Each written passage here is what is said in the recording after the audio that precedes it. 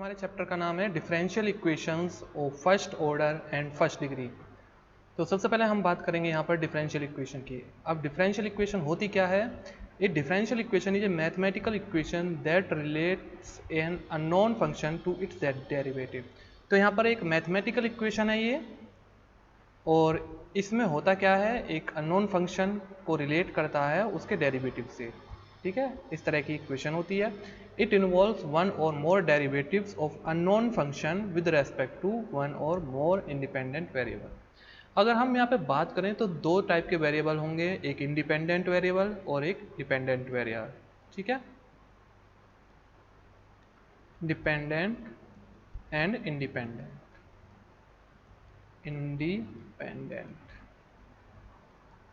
अब बात कर लेते हैं कि डिपेंडेंट वेरिएबल क्या होता है और इंडिपेंडेंट वेरिएबल क्या होता है। सिंपली आप एक इक्वेशन एज्यूम कीजिए, जैसे कि मैं यहाँ पर कर रहा हूँ y is equal to 4x² plus 2x। ठीक है, अब यहाँ पर दो वेरिएबल आपको दिखाई दे रहे हैं, एक तो y है और दूसरा है x। अब इनमें से कौन सा आपका डिपेंडेंट है और कौन सा आपका इंडिपेंडेंट है, जिसकी वैल्यू हम अपनी तरफ से रख रहे हैं। ठीक है, जैसे कि यहाँ पर x रख रहे हैं, x की वैल्यू अपनी तरफ से रख रहे हैं, तो ये हमारा इंडिपेंडेंट वेरिएबल। अब जो भी हम x की वैल्यू रख रहे हैं उससे हम फिर y की वैल्यू निकाल लें, तो ये y आपका डिपेंडेंट वेरिएबल होगा। तो देखा जाए इस तरह से हम याद रख सकते हैं कि y जो है वो डिपेंड कर रहा है x पे। पहले हम x की वैल्यू रखेंगे तभी हमारे पास y की वैल्यू आएगी। तो इस तरह से हम कह सकते हैं कि यहाँ पर y आपका dependent and x is independent variable. अगर हम इक्वेशन में बात करें तो जरूरी नहीं हमारे पास सिर्फ एक डिपेंडेंट और एक इंडिपेंडेंट वेरिएबल हो। क्या होते हैं, कभी कभी आपने कुछ इस टाइप की इक्वेशन भी देखी होगी, z is equal to 4x plus 3y। ठीक है, इस वक्त आपका डिपेंडेंट वेरिएबल एक है, ठीक है z, लेकिन इंडिपेंडेंट वेरिएबल यहाँ पर दो हो गए, x और y। जब आप x की वैल्यू को कुछ पुट करोगे, जब आप y की वैल्यू को कुछ पुट करोगे, तब आप z की वैल्यू निकाल पाओगे। तो बेसिकली z आपका डिपेंड है किस पर, x और y पर, इसलिए z आपका डिपेंडेंट वेरिएबल है। यहाँ पर 1 भी हो सकता है इंडिपेंडेंट वेरिएबल, 2 भी, 3 भी, 4 भी। जब 1 से एक चीज़ और कि अगर 1 से ज़्यादा इंडिपेंडेंट वेरिएबल हैं, 2, 3, 4, 5, तब हम यहाँ पर पार्शियल डेरिवेटिव का यहाँ पर यूज़ करते हैं।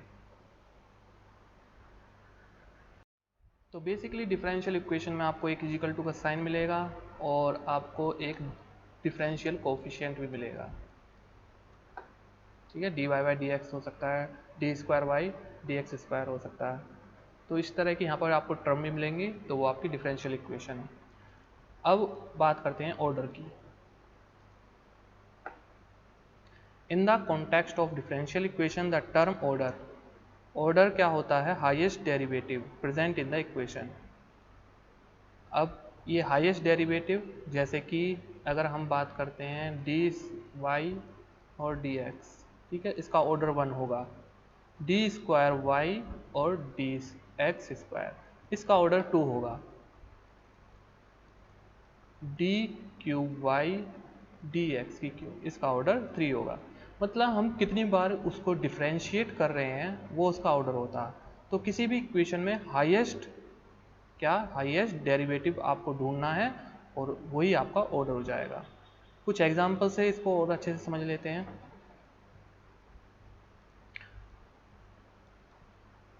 ठीक है, the order of differential equation is denoted by A number. इसको नंबर से हम यहाँ डिनोट करते हैं। मान लीजिए आपको ये इक्वेशन दे दिया, ये एग्जांपल लिया मैंने यहाँ पर, dy/dx is equal to x²। तो कितनी बार यहाँ पर डिफरेंशिएट किया हमने, एक बार, तो इसका ऑर्डर हो जाएगा आपका 1। दूसरे वाले में देखिए कितनी बार यहाँ पर डिफरेंशिएट किया है, 2 बार, तो इसका ऑर्डर हो जाएगा 2।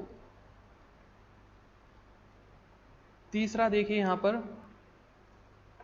अब यहाँ पर आप देख सकते हो यहाँ दो टर्म आपको दिखाई दे रही हैं, एक तो ये d³/dx³ और ये dy/dx। तो इन दोनों में से हाईएस्ट देखिए, ठीक है, हाईएस्ट क्या है, d³, तो इसका ऑर्डर हो जाएगा 3। तो तो इस तरह से हम जो है यहाँ पर ऑर्डर निकालेंगे। इसके बाद डिग्री को भी हम यहीं पे समझ लेते हैं कि क्या होती है डिग्री। मान लीजिए ये आपका इक्वेशन, डिफरेंशियल इक्वेशन आपको दी गई है। इस बार इसमें क्या किया गया है कि ये जो आपको हाईएस्ट यहाँ पर दिया गया है, हाईएस्ट डेरिवेटिव यहाँ पर दिया गया है, इसकी पावर भी दे दी है 2, तो इसका ऑर्डर क्या हो जाएगा 2 और डिग्री भी क्या हो जाएगी 2। कहने का मतलब ये है कि हाईएस्ट डेरिवेटिव टर्म जो है उसको आपको देखना है कि उसकी पावर कितनी है, वही आपकी डिग्री हो जाएगी।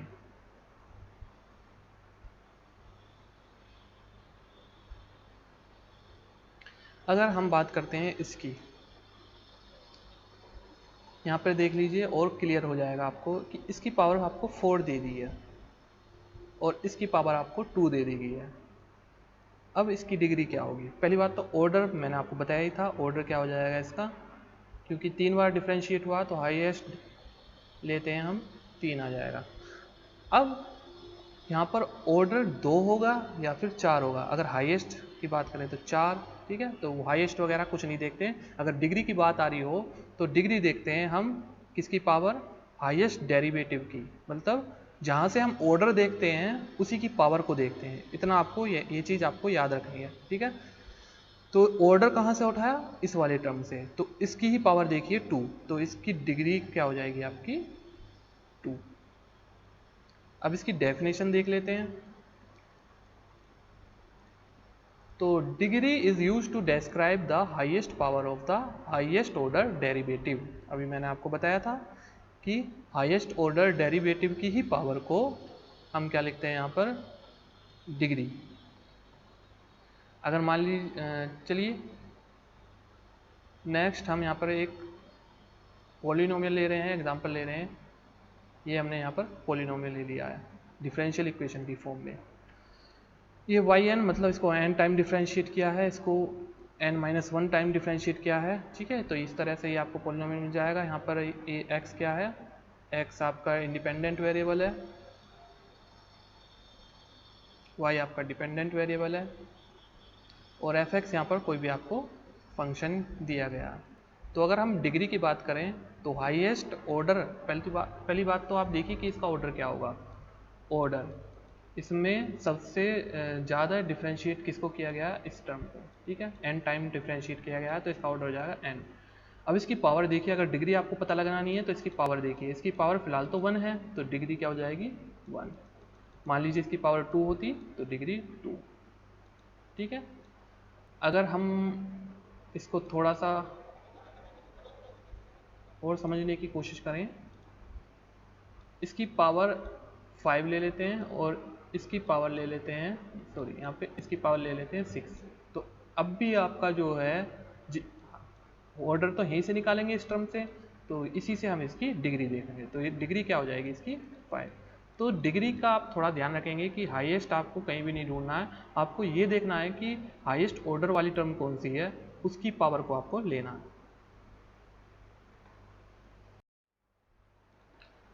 इसके बाद ये कुछ थ्योरी वाला पार्ट है जिसको आपको देख लेना, और फिर कुछ मैंने यहाँ पे एग्जांपल लिए थे, मैंने आपको ऊपर समझा ही दिया है। अब हम बात करते हैं जर्नल सॉल्यूशन की। तो जर्नल सॉल्यूशन, पर्टिकुलर सॉल्यूशन होते क्या हैं? The journal solution of A differential equation represent a family of solution that satisfy the given equation. तो सॉल्यूशन का मतलब यहाँ पर, अब आपको कोई भी डिफरेंशियल इक्वेशन दे दी जाएगी, उसका आपको सॉल्यूशन निकालना होगा, ठीक है।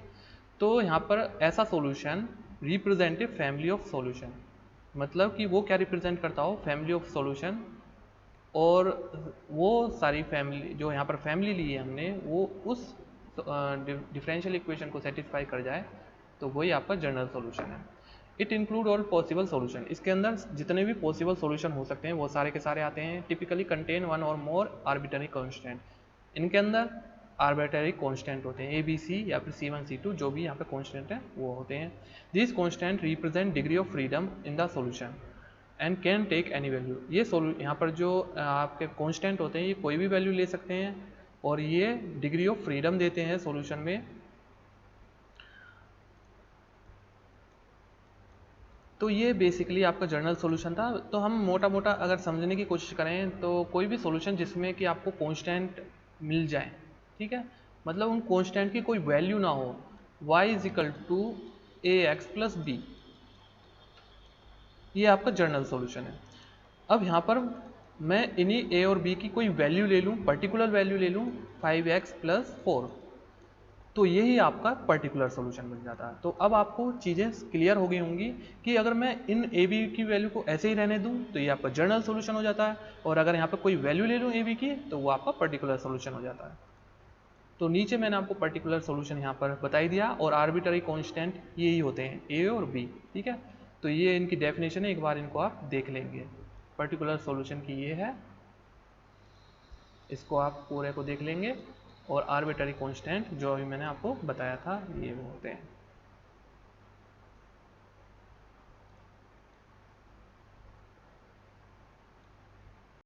तो अगर हम किसी भी डिफरेंशियल इक्वेशन को सॉल्व करते हैं तो हमें पहले क्या मिलता है, जर्नल सॉल्यूशन, ठीक है।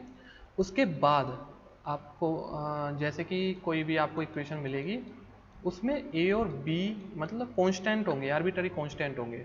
उसके बाद क्वेश्चन में कोई आपको बाउंड्री कंडीशन दे दी जाएंगी, या फिर कोई इनिशियल वैल्यू आपको दे दी जाएगी, तो उसकी हेल्प से आप ए बी की वैल्यू निकाल लोगे, और तब आपका वो पर्टिकुलर सॉल्यूशन बन जाएगा। तो इस बात को आपको ध्यान रखना कि सबसे पहले जो सॉल्यूशन आता है वो हमारा जर्नल होता है।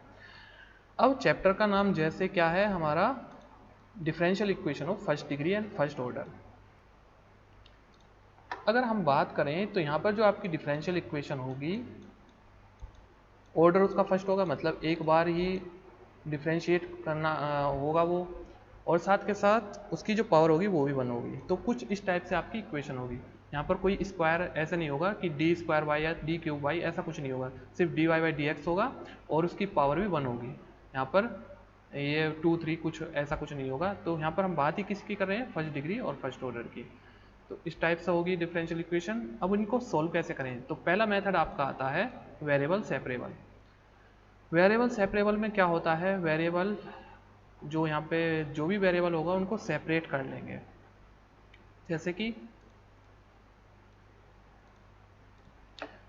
Variable separable is a property of certain type of first order ordinary differential equation, इसको शॉर्ट फॉर्म में ODES, that allow them to solve by separating the variable. यहाँ पर हम क्या कर लेंगे, वेरिएबल को सेपरेट कर लेंगे, ठीक है। आपको इक्वेशन कुछ इस टाइप से दी जाएगी, ये d y by d x is equal to f x, एक फंक्शन एक्स में होगा एक वाई में होगा। इसके बाद अब आप क्या करोगे, where f x is a function independent variable, ठीक है, और यहाँ पर g y is a function of dependent variable, ये मैंने आपको ऊपर बता ही दिया था। To solve a variable separable ODE, the idea is to rearrange the equation to separate the variable x and y on the opposite side of equation, this can be. तो इस तरह से हम यहाँ पर इक्वेशन को लिख लेंगे, मतलब डी वाई वाई के साथ वो टर्म लिख लेंगे जिसके अंदर y आ रहा होगा, और डी एक्स के साथ वो टर्म लिख लेंगे जिसके अंदर x आ रहा होगा, और फिर कर देंगे इनको इंटीग्रेट। तो इस तरह से हम क्या करेंगे, सॉल्यूशन यहाँ पर निकालेंगे, क्योंकि डिफरेंशियल इक्वेशन है, और डिफरेंशियल इक्वेशन को अगर किसी भी, आपको पता ही है कि जो डिफरेंशिएशन होता है उसका अपोजिट इंटीग्रेशन होता है, ठीक है। तो अगर इसको डिफरेंशिएशन यहाँ पर कोफिशिएंट, डिफरेंशियल कोफिशिएंट को हटाना है तो आपको उसका करना पड़ेगा इंटीग्रेशन। तो यही लिखा है मैंने यहाँ पर, और अब इसके बाद करेंगे क्वेश्चन वेरिएबल सेपरेबल पे बेस्ड।